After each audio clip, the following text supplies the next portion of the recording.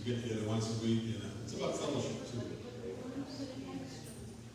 All right, we're going to be looking at Luke, 5th chapter today. If you have your Bibles, if not, that's fine too. I'm going to be reading it.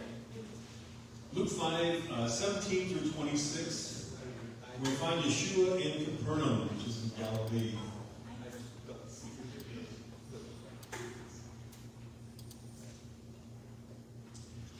Yeshua has been all about Galilee. He's been healing the sick in different locations and gaining quite a reputation. And we see him in this chapter and in these verses here now where some people have been very anxious to see him. The teachers of the law were coming to see him and to check him out, and to largely discredit him because they didn't think it was possible. And they thought it was almost heretical that some man would be doing these things. And so they were there, and a lot of people were there. In fact, so many people were there that they couldn't even take more people in this house where they were at. So we'll be reading about that here. Okay, 5:17 through 26. One day, Jesus was teaching, and Pharisees and teachers of the law were sitting there. They had come from every village of Galilee, and from Judea, and from Jerusalem. And the power of the Lord was with Jesus to heal the sick. Some men came carrying a paralyzed man on a mat and tried to take him into the house to lay him before Jesus.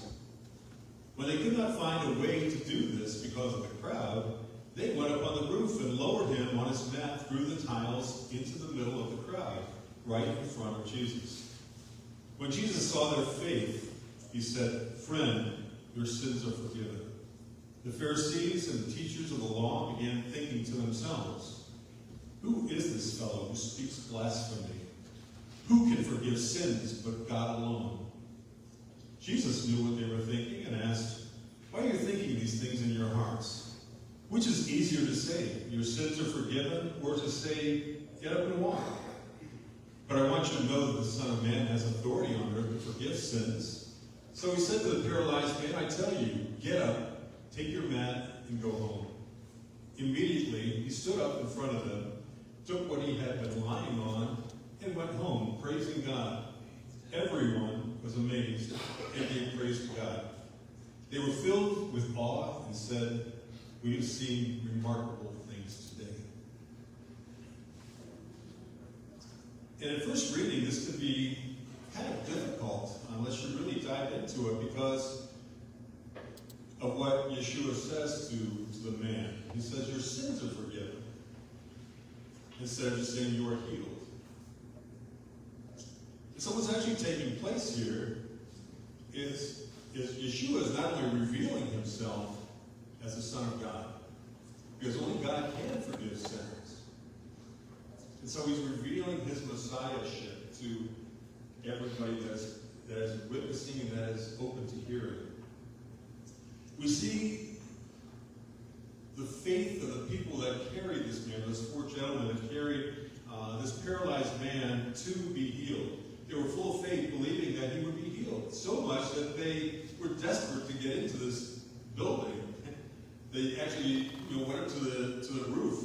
It was a Greek-style roof, according to Luke, because it had the tiles on it, rather than in Mark, where it had the beams, with the sod and the dirt. So it's a slightly different account of that roof, but nevertheless, chopping through a roof was what they had to do to get him lowered down into that area.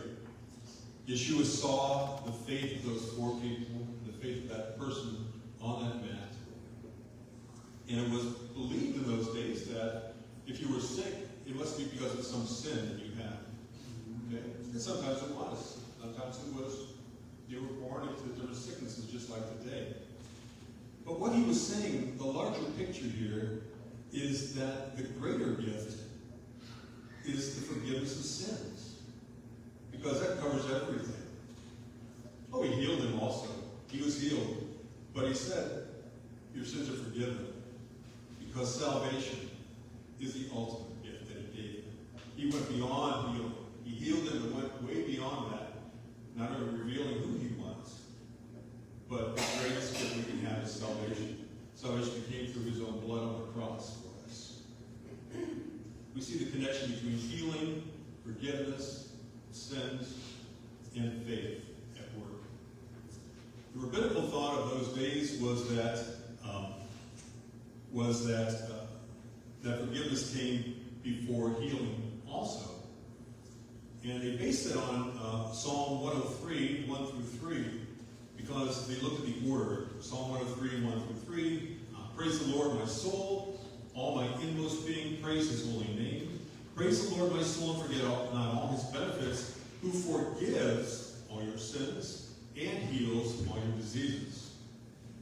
So Yeshua was actually fulfilling that scripture in saying, so it was multifactored actually, what was happening here.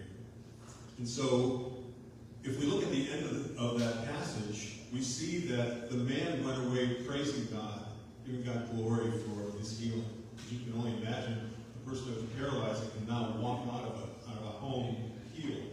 The joy and the expectation he had, the glory he gave God.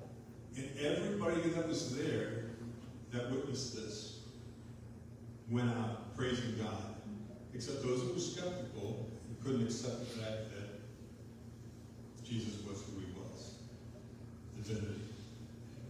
And so what I want us to remember today is that when we are God's agents and we are praying for healing for somebody, that it's God that receives the glory, and that we need to give him that glory for it. And it attracts other people to also seek God for their healing. Healing can not only be physical, like with this paralytic man, but it's also spiritual. And I'm sure that he needed spiritual healing as well. And so healing is not just physical, it's spiritual, it's emotional. It's whatever we see lacking in our lives that keeps us from being all that God has for us in his ultimate plan for each of us in our lives. So God bless the reading of his word.